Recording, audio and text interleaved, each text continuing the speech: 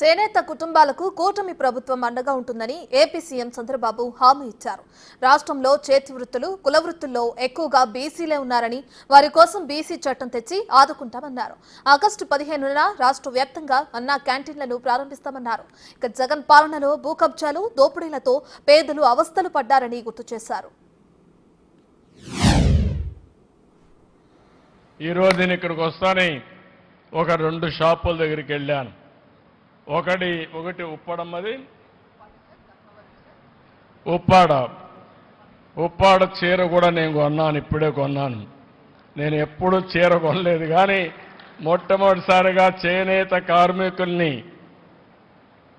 ప్రోత్సహించడానికి మా మిస్సెస్ కూడా గుర్తొస్తే 2 చీరలు కొన్నాను. ఒకటి ఉప్పాడ, ఒకటి ధర్మవరం అని చెప్పి నేను మీకు తెలియజేస్తున్నా.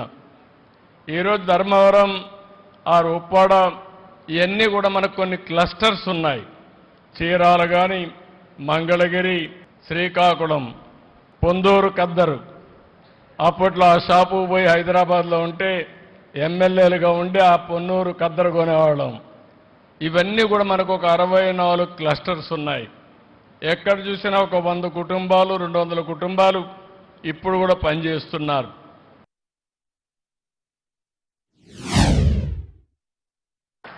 నేను చెప్పిన మాటలన్నీ కూడా నిలబెట్టుకుంటాం. బీసీల కోసం ఒక ప్రత్యేకమైన చట్టం కూడా తీసుకొస్తాం. ఆ చట్టం బీసీ రక్షణ కోసం పనిచేసే విధంగా తీసుకొస్తామని చెప్పి కూడా నేను మీకు తెలియజేస్తున్నాను. బీసీల్లో చాలా కులాలు ఉన్నాయి, చాలా వెనుకబడి ఉన్నారు, ఆస్తులు లేవు. కుల వృత్తులు, చేతి వృత్తుల ఆధారంగా ఈరోజు ముందుకు పోతూ వచ్చారు. అందుకే ఈసారి బీసీ సబ్ ప్లాన్కి 5 సంవత్సరాల్లో 1,50,000 కోట్ల రూపాయలు ఖర్చు పెడతామన్నాం. ఇది పెట్టి మీ జీవితాల్లో వెలుగు తీసుకొచ్చే బాధ్యత తీసుకుంటామని చెప్పి కూడా నేను మీకు తెలియజేస్తున్నా. స్థానిక సంస్థల్లో మళ్ళీ 34% రిజర్వేషన్లు తీసుకొస్తాం. నా ఆలోచన ఒకటే, అన్ని వర్గాలకు న్యాయం జరగాలి.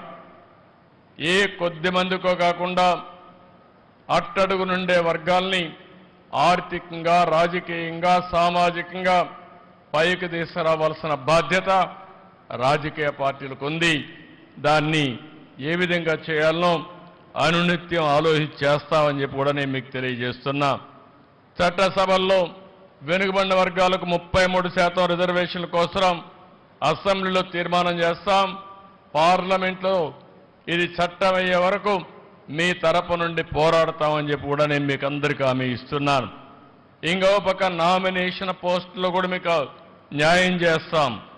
ఈరోజు మీరు చూస్తే టీడీపీ రాష్ట్ర పార్టీ అధ్యక్షుడిని, స్పీకర్ని కూడా బీసీలకే ఇచ్చాం. మంత్రులను కూడా అగ్రస్థానం ఇచ్చిన party Telugu Desam party, NDA government అని చెప్పి కూడా నేను గుర్తు చేస్తున్నాను. నేను ఆలోచించేది ఇంకొక విధంగా P4 అనే విధానాన్ని పెట్టి ప్రభుత్వం, ప్రైవేట్, ప్రజల భాగస్వామ్యంతో పేదరికాన్ని పూర్తిగా నిర్మూలించాలనేది. ఎక్కడ పేదవాడుంటే అక్కడ తెలుగుదేశం పార్టీ, ఎన్డీఏ ప్రభుత్వం ఉంటాం, మీకు అండగా ఉంటాం. ఈరోజు నేను హామీ ఇస్తున్నా, ప్రతి సంవత్సరం చేనేత కార్మికులు ఉన్నారు. ఎప్పుడు కూడా చేనేత కార్మికులు అన్ని రంగాల్లో వెనుకబడి ఉంటారు. ఒక సవాలుగా తీసుకుంటాం. సంవత్సరం మీ ఆదాయం ఎంత పెరిగిందో చెప్పే బాధ్యత తీసుకుని సంపద సృష్టించడమే కాదు, పేదవాళ్ళకు అండగా నిలబడే విధానాన్ని తీసుకొస్తామని చెప్పి కూడా నేను మీకు తెలియజేస్తున్నా. నేను దీనికి ఒకే మాట చెప్పాను, ఎవరైతే సమాజం వల్ల పైకొచ్చారో పైనుండే 10 మంది, కింద నుండే 20 మందికి సహాయం చేసే పరిస్థితి రావాలి, ఆర్థికంగా పైకి తీసుకొచ్చే పరిస్థితి రావాలి. ఇప్పుడు చౌదరి ఉన్నాడు, ఉదాహరణకు ఆయన వ్యాపారాలు చేస్తాడు. అలాంటి వాళ్ళకు బాధ్యత ఉంది సమాజం పట్ల. వాళ్ళందరూ కూడా సమాజంలో ఉండే పేదవాళ్ళని ఏ విధంగా ఆర్థికంగా పైకి తేగలుగుతారో ఆలోచిస్తే, వాళ్ళు చేసిన పని వల్ల ఫలితాలు వచ్చాయా లేదని ప్రభుత్వం వేరే చేసి బాగా చేసే దండేస్తాం, బాగా చేయకపోతే నమస్కారం పెట్టి నువ్వు చేయలేదని స్పష్టంగా చెప్పే బాధ్యత తీసుకొస్తాం. అదే సమయంలో మీరు ఒకసారి చూస్తే పేదవాడికి అన్నం పెట్టే అన్నా క్యాంటీన్ కూడా రద్దు చేశారు. పట్టుదలతో ఒకేసారి 100 అన్నా క్యాంటీన్ని ఆగస్టు 15వ తారీఖున ప్రారంభిస్తున్నామని చెప్పి కూడా నేను హామీ ఇస్తున్నా. ఇది కూడా జరుగుతాయి. అదే మరిగా ఒక్క విషయం మిమ్మల్ని కోరుతున్నా, అన్నదానం చేయాలి అనుకునే ప్రతి ఒక్కరికి అన్నా క్యాంటీన్ ఒక మంచి కార్యక్రమం అవుతుంది. మీ ఇంట్లో మీ పిల్లలు పుట్టినరోజు వచ్చినా, మీ పుట్టినరోజు వచ్చినా, లేకపోతే మీరు ఏ మంచి పని అయినా, లేకపోతే మీ ఇంట్లో వాళ్ళకు గుర్తుండాలనుకున్నా అన్నదానం చేయండి. అన్ని దానాలలో అన్నదానం అన్నింటికంటే ముఖ్యమైంది, పుణ్యం వస్తుంది.